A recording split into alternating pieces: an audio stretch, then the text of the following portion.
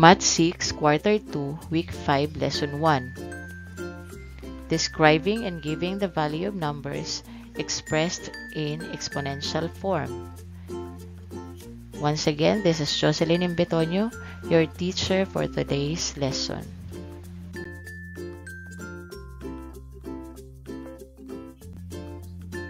Simulan natin ang ating aralin sa pagtalakay kung ano ang ibig sabihin ng base at ng exponent.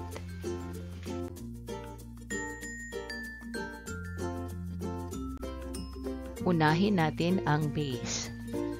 Ang base ay ang bilang o halaga na kumakatawan sa isang bahagi ng isang kabuuan o ito ay ginagamit natin bilang factors. Ito ay nakasulat o matatagpuan sa kaliwang bahagi sa ibaba ng exponent.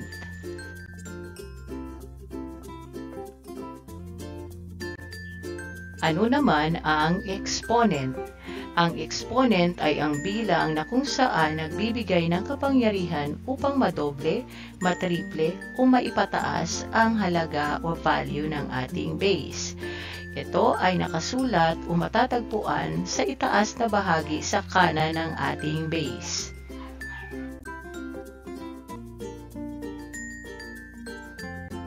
Ang exponent ay nagsasabi kung ilang beses natin pwedeng i-multiply ang ating base sa kanyang sarili.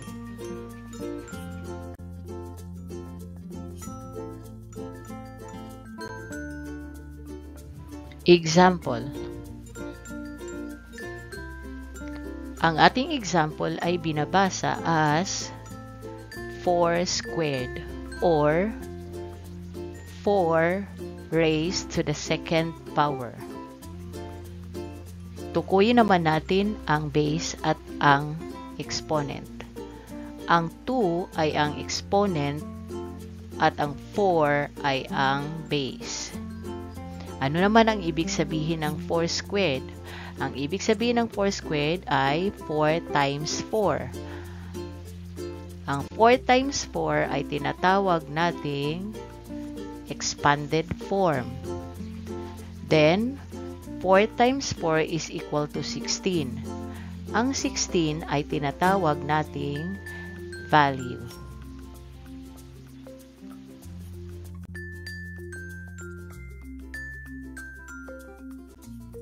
Isa pang example. Ang ating example ay binabasa as negative 5 cubed or negative 5 raised to the third power. Ang 3 ay ang ating exponent at ang negative 5 ay ang ating base. Ang ibig sabihin ng negative 5 cube ay 3 beses nating i-multiply ang ating base. So, negative 5 times negative 5 times negative 5. Upang makuha natin ang value ng ating negative 5 cube, una nating i-multiply ang negative 5 times negative 5. So, negative 5 times negative 5 is equal to 25. Kung ating mapapansin, ang ating dalawang factors na 5 ay may kasamang dalawang sign na negative. Ating tatandaan na kapag tayo ay mag-multiply ng mga numbers na may kasamang signs, kapag ang dalawang signs ay magkapareho or the same, then ang sign ng ating magiging product o sagot is always positive. At kung ang dalawang signs naman ay magkaiba o hindi magkapareho, then ang magiging sign ng ating sagot or product ay palaging negative. So, negative times negative is always positive. So, ang ating sagot ay positive 25. Then, i-multiply ito sa negative 5. So, 5 times 5 is equal to 25. But, hindi natin pwedeng isulat ang buong 25. Sa halip ay 5 lang ang isulat sa ibaba. at ang 2 ay isulat natin sa kasunod na digit as carry. Then, 5 times 2 is equal to 10 plus yung carry na 2 is equal to 12. Then, balikan natin ang kanilang mga signs. Positive times negative. Ang signs nilang dalawa ay magkaiba, so always ang sagot ay negative. So, negative 5 times negative 5 times negative 5 is equal to negative 125. Ang negative 5 times negative 5 times negative 5 ay tinatawag nating expanded form. At ang negative 125 ay tinatawag nating value.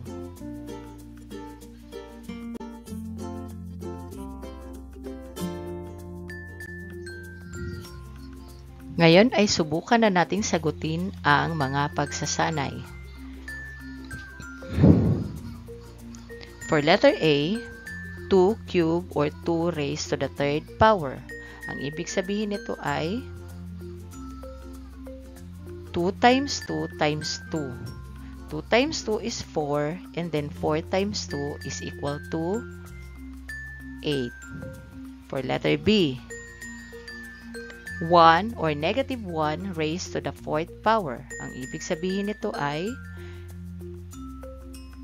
negative 1 times negative 1 times negative 1 times negative 1. So, negative 1 times negative 1 is positive 1. Positive 1 times negative 1 is negative 1. Negative 1 times negative 1 is equal to positive 1.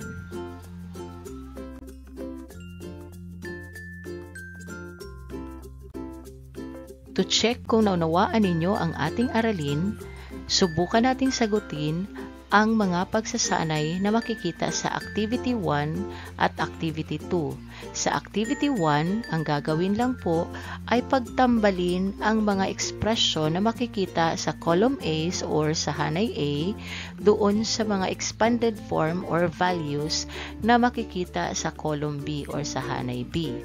Titik lang po ng tamang sagot ang isusulat.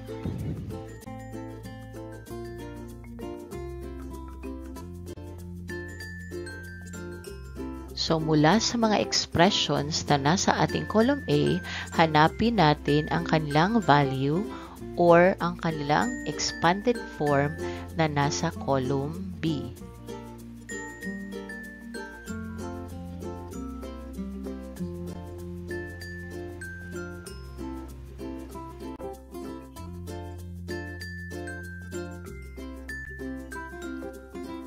Sa activity number 2 naman po ay kumpletuhin ang table sa pamamagitan ng pagsulat ng mga expanded form at ng value ng mga sumusunod na expression. Isulat ang inyong sagot sa inyong Math Big Notebook.